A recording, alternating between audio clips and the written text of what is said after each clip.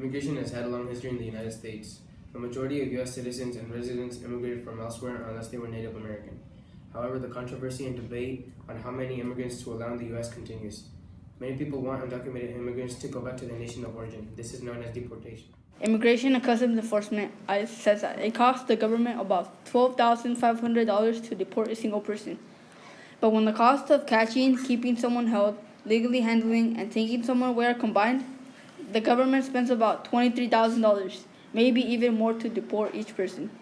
Detention alone cost about $2 billion in 2015. The U.S. has the largest immigration detention center in the world, containing about 380,000 to 442,000 people per year.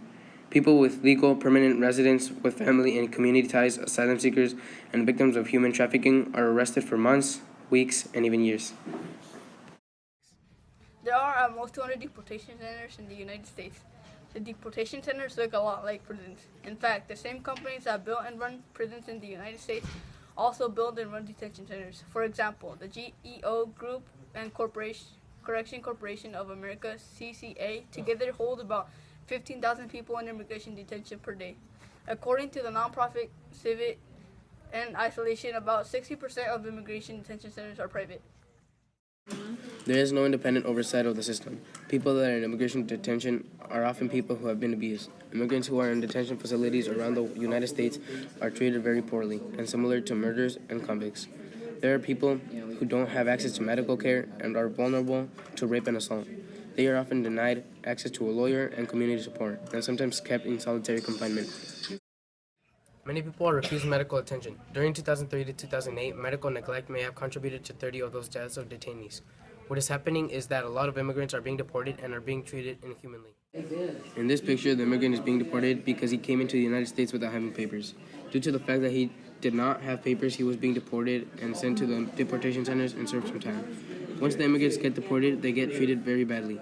They won't have electronics other than maybe a TV, and they will also not be able to see their friends and family. In this picture, they were against deportation, so they wanted to start a protest. Behind them are other people that are also against deportation, so they are trying to convince others to join their protest, and hopefully they make a new law.